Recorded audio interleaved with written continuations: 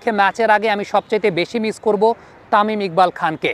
তার পেছনে সবচাইতে বড় কারণটা হচ্ছে বর্তমানে বাংলাদেশ টিমের যে অবস্থা, সেই অবস্থায় যা ডিমান্ড করে সেই ডিমান্ডটা সবচাইতে বেশি ফুলফিল করতে পারতেন তামিম ইকবাল খান। এবারের ওয়ার্ল্ড কাপ ঘিরে আমরা যদি সেই শুরু থেকে তামিম ইকবাল, সাকিব আল হাসান এইসব থেকে জায়গা থেকে শুরু চর্চা আলোচনা হচ্ছে বাংলাদেশ দলের ওপেনিং প্লেয়ার কেমন হতে যাচ্ছে এগেইনস্ট ইন্ডিয়া।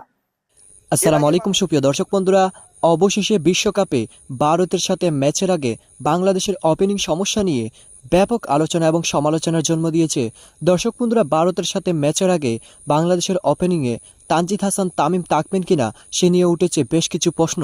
দর্শক বন্ধুরা, যেখানে তামিম ইকবালকে বিশ্বকাপ থেকে বাদ দিয়ে এক ইতিহাস সৃষ্টি করেছিল বাংলাদেশ টিম ম্যানেজমেন্ট, আর সেই সকল বিষয় নিয়ে এতদিন আলোচনা এবং সমালোচনা মেতেছিল, আর সেই আলোচনাগুলো বাস্তবে রূপান্তরিত হতে চলেছে বাংলাদেশের বিশ্বকাপে। দর্শক বন্ধুরা, বাংলাদেশের বিশ্বকাপের মঞ্চে যেভাবে ওপেনাররা ব্যর্থতা এড়িয়ে যাচ্ছে তা অত্যন্ত দুঃখজনক। দর্শক বন্ধুরা, এবার তামিম ইকবালকে সারা দেশ মিস করেছে এবং সেই সাথে তামিম ইকবালের ক্রিকেট খেলাটি বাংলাদেশের সমর্থকরা অত্যন্ত মিস করে যাচ্ছে। দর্শক বন্ধুরা, চলুন দেখে নিই ভারতের সাথে ম্যাচের আগে বাংলাদেশের ওপেনিং স্কোয়াড কেমন হচ্ছে। অবশ্যই ধৈর্য সহকারে পুরো ভিডিওটি দেখবেন, তাহলে এই সকল বিষয়গুলো পরিপূর্ণ বুঝতে পারবেন। বাংলাদেশ দল কেমন করে সেই প্রত্যাশা আমাদের আসলে স্কাই হাই। অনেকে অনেক হতাশার কথা বলি, বাংলাদেশ জীবনেও পারবে না ইন্ডিয়াকে হারাতে, এরকম বক্তব্য আমরা কমেন্ট বক্সে পাই। অনেক হতাশ হই, ভালোবাসি আসলে দলটাকে। সেই কারণে বাংলাদেশ দলের এই মুহূর্তে সবচেয়ে বড় প্যানিকের জায়গা, সবচেয়ে বড় সমস্যার জায়গা একদিকে যেমন সাকিব আল হাসান, কারণ সাকিব আল হাসানকে বাংলাদেশ দলে প্রয়োজন, ফিট সাকিব আল হাসানকে বাংলাদেশ দলে প্রয়োজন। তিনি খেলবেন কি খেলবেন না, still there R some confusions. কি কারণে কনফিউশন সেটা হয়তো অন্য আলোচনায় করব। একই সাথে সাকিবের পাশাপাশি যে বিষয়টা নিয়ে সবচেয়ে বেশি চর্চা আলোচনা হচ্ছে বাংলাদেশ দলের ওপেনিং প্লেয়ার কেমন হতে যাচ্ছে এগেইনস্ট ইন্ডিয়া। এর আগে বাংলাদেশের ওপেনিং আমরা দেখেছি টানা 3 ম্যাচে লিটন ছিলেন, তার সঙ্গী হিসেবে আমরা দেখেছি তানজিদ হাসান তামিমকে। লিটন তামিমের পার্টনারশিপটা খুব একটা জমে ক্ষীর হওয়া বলতে যেটা বোঝায়, কারণ তানজিদ তামিম খুব একটা পার্টিকুলারলি ইন্টারন্যাশনাল ক্রিকেটে প্র্যাকটিস ম্যাচগুলোতে তিনি ফর্মে থাকলেও খুব একটা ভালো করতে পারছিলেন না। তার প্রতিভা নিয়ে কোনো ধরনের সংশয় নেই, তিনি এর আগে প্রতিভার ঝলক দেখিয়েছেন। প্রস্তুতি ম্যাচে শ্রীলঙ্কার এগেনস্টে তিনি ভালো করেছিলেন, ইংল্যান্ডের এগেনস্টে তিনি ভালো করেছিলেন, কিন্তু সেই তানজিদ হাসান তামিম কেন যেন খেই আনা। বিশ্বকাপ একটা ডিফারেন্ট মঞ্চ, তানজিদ হাসান তামিম প্রতিভা থাকলেও সেটার এক্সিকিউশন করতে পারছে না। বাংলাদেশ দল তামিমকে পরের ম্যাচে ইন্ডিয়ার এগেনস্টে ক্যারি করবে কি করবে না সেটা এই মুহূর্তে একটা বার্নিং কোশ্চেন, এবং এই ডিসিশনটা নিয়ে যথেষ্ট অস্পষ্টতা রয়েছে। একটা পক্ষ চায়, হেড কোচ যেটার আসলে অন্যতম অংশ, যে তানজিদ তামিমকে পরের ম্যাচে না খেলানোর ব্যাপারে, যেহেতু ফর্ম খুব একটা তানজিদ তামিমের পক্ষে কথা বলছে না, তাকে না খেলানোর ব্যাপারে সিদ্ধান্ত আসতে গেলে সেটা আসলে খুব বেশি অবাক করা হবে না।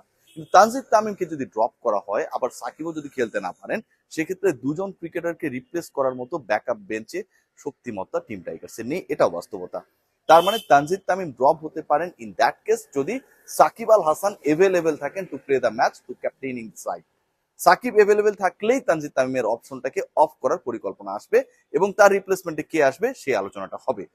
প্ল্যান বি হিসেবে তানজিদ তামিমের রিপ্লেসমেন্টে কে আসবে সেখানটায় দুটা নাম। একটা তো আপনারা সবাই জানেন, আমি না বললেও আপনারা আইডিয়া করে নিতে পারবেন, আপনারা গেস করতে পারবেন যে মেহেদী হাসান মিরাজকে নিয়েই পরিকল্পনাটা হয়তো হবে। সেই ক্ষেত্রে আবার একটা বড় বাধা রয়েছে। এর আগে আমরা দেখেছিলাম মিরাজকে বিভিন্ন সময় ওপেনিং এ তিনি একটা গুড রোল প্লে করেছিলেন। এশিয়া কাপে পার্টিকুলারলি তিনি গিয়ে সেঞ্চুরি হাঁকিয়েছিলেন। আর মিরাজের পারফরমেন্স নিয়ে, তার অ্যাবিলিটি নিয়ে কোনো ধরনের প্রশ্ন নেই, কোনো ধরনের সংশয় নেই। আপনি যেখানেই নামাচ্ছেন তিনি চেষ্টা করছেন তার পারফরমেন্সটা দেওয়ার জন্য।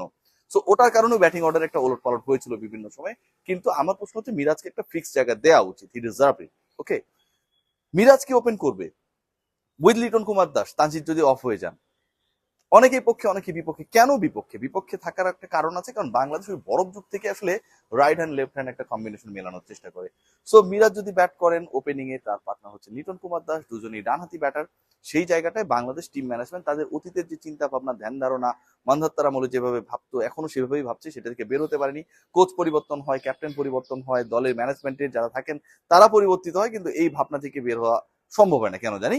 সো মিরাজকে ওপেনিং এ নামানোর ক্ষেত্রে সবচেয়ে বড় বাধা হচ্ছে তিনি ডান হাতে ব্যাট করেন।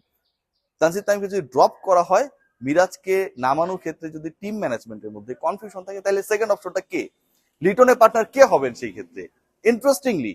ইন্টারেস্টিংলি হয়তো এখানটা আমরা নাজমুল শান্তকেও দেখতে পেতে পারি। যথেষ্ট চান্স রয়েছে। নাজমুল শান্তকে গতকাল যেভাবে প্রিপেয়ার করা হচ্ছিল, প্র্যাকটিস সেশন আমরা দেখেছিলাম, বিগ হিট করছিলেন, এবং অনেকটাই হচ্ছে পাওয়ার প্লে ওভার গুলোকে কিভাবে কাজে লাগানো যায় সেরকম একটা ট্রেন্ড দাস তিনি গণমাধ্যমের সাথে বেশ কিছু সিন ক্রিয়েট করেছেন এবং তাছাড়া প্রত্যেক ম্যাচে ব্যাটিং অর্ডার সাফল হচ্ছে, কেউ স্থির হতে পারছে না। তো সব মিলে আপনিও জাতীয় দলে খেলেছেন দীর্ঘদিন যাবৎ, এই সময়টাতে বাংলাদেশ দল যখন হারতে থাকে বা যখন এরকম সমালোচনা হতে থাকে তখন প্লেয়ারদের ব্যাক অফ দ্য মাইন্ড কি কাজ করে? তোমার কনকাই সিজন 2 কনকা সবার জন্য আধুনিক প্রযুক্তি। এখন বাংলাদেশ খারাপ খেলছে, লিটন ইস্যুটা হচ্ছে এত বড় আকারে ধারণ করেছে। এই জন্য মাঠের বাইরেও আপনি কি করছেন সিরিজ চলাকালীন বা সিরিজ শেষ হওয়ার পরও, এটাও খুব ইম্পর্টেন্ট। কারণ একটা বাজে ব্যাপার নিয়ে ওটা মাঠে এফেক্ট ফেলে, এটা হওয়া উচিত না প্রফেশনাল লেভেলে। আর যেটা আপনি বললেন যে কি করা উচিত, একদম মানে যেটা আমি বারবারই বলি, যারা ম্যানেজমেন্টে থাকেন তাদেরকেও এই বাংলাদেশে খারাপ খেলছে বা ট্রোল হচ্ছে এই পেশাটা তাদেরকেও নিতে হবে। আমি একজনকে ওপেনিং করাচ্ছি, যখন ও পারফর্ম না করে কাউকে 3 নাম্বার কাউকে 4 নাম্বার, এটা কেন হয়? প্রেশার দিতে হয়। তো তারা নতুন কিছু করতে চায়, পলিসি রাতরাত চেঞ্জ করে ফেলে।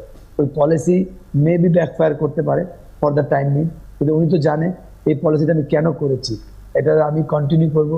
মেবি তাকে এই প্রেশারটা নিতে হবে। যখন একটা প্লেয়ার পারফর্ম না করে তখন কি হয়, তাকে প্রেশার নিতে হয় থাকতে থাকতে, এরপর end of the day say perform করে।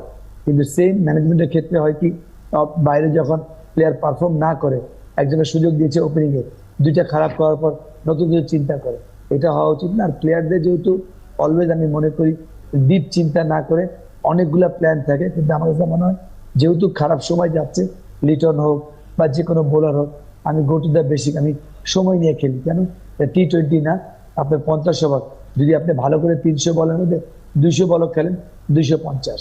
তো এটা বলতে খুব সহজ, বাট করাটা ভেরি টাফ। বাট এটা করতে হবে, বিকজ আপনার নেওয়া হয়েছে ওই জায়গায় আপনাকে পারফর্ম করার জন্য। হ্যাঁ, খারাপ সময় আসবে, ভালো সময়টা আসলে তখন সবাই কথা বলে, কিন্তু খারাপ সময়ের কমেন্টগুলো আমরা নিতে পারি না। ওই খারাপ সময় কমেন্ট বলেন, ট্রোল বলেন, ওইটা নিয়ে আপনি প্রেশার নিয়ে যখন পারফর্ম করবেন, তখনই আপনি একটা ভালো প্লেয়ারে পরিণত হবেন বা ভালো দলে পরিণত হবেন। জাভেদুল বিলিম, আপনার কাছে একটা ছোট প্রশ্ন আছে, সেটা হচ্ছে আসলে ক্রিকেটাররা কি চায়? মানে আমরা তো দেখি যে সমালোচনা হবেই, ফ্যানরা সমালোচনা করবে, সমালোচকরা সমালোচনা করবে, মিডিয়া সমালোচনা করবে, প্লেয়াররা এগুলো নিতে পারছে। আসলে প্লেয়াররা কি চায়, মানে আপনারা কি চাইতেন মানুষের কাছ থেকে, গণমাধ্যমের কাছ থেকে? না, অলওয়েজ আজকে বাংলাদেশ ক্রিকেট যে অবস্থা, সত্যি কথা সবারই অবদান। এখন ক্রিকেট একটা এমন জায়গায় চলে গিয়েছে। তার মানে একটা বিষয় বুঝতে পারছেন যে তামিম ইকবাল খেলেছেন 2022 সালে সাউথ আফ্রিকা সিরিজ থেকে, এমন ম্যাচগুলোতে বাংলাদেশের গড় রান ছিল 271, আগে ব্যাটিং করে 80 রান করেছে বাংলাদেশ প্রতি একটা উইকেট হারাতে। দ্যাট মিনস তামিম ইকবালের সার্থকতা, তামিম ইকবালের প্রয়োজনীয়তা এই ওয়ার্ল্ড কাপের কনটেক্সটে এইখান থেকেই কিন্তু প্রতীয়মান হয়ে যায়। তো দর্শক বন্ধুরা, আপনারা হয়তো পুরো ভিডিওটি দেখে এবং এই সকল কথাবার্তাগুলো শুনে অবশ্যই বুঝতে পেরেছেন, অবশেষে ভারতের সাথে ম্যাচের আগে বাংলাদেশের ওপেনিং সমস্যা নিয়ে যেন আরও একবার আলোচনা এবং সমালোচনার জন্ম দিয়েছে। কারণ ভারতের সাথে ম্যাচের আগে কতটা গুরুত্বপূর্ণ ভারতের সাথে ম্যাচ, আর সেই গুরুত্বপূর্ণ ম্যাচ নিয়ে এবার সারা দেশের সমর্থকরা জেগে উঠেছে এবং সেই সাথে ভারতের সাথে ওপেনিংয়ে তাজিদ হাসান তামিমকে বাদ দিয়ে হয়তো মেহেদী হাসান মিরাজ সেখানে খেলবেন। তো দর্শক বন্ধুরা, আপনারা পুরো ভিডিওটি দেখে এবং এই সকল কথাবার্তাগুলো শুনে আপনাদের কাছে কেমন হচ্ছে অবশ্যই কমেন্ট করে জানিয়ে দিবেন, এবং সেই সাথে তামিম ইকবালকে কেমন মিস করেছেন অবশ্যই কমেন্ট করে জানিয়ে দিবেন। তো ভালো থাকুন, সুস্থ থাকুন, আল্লাহ হাফিজ, আসসালামু আলাইকুম ওয়া রাহমাতুল্লাহি।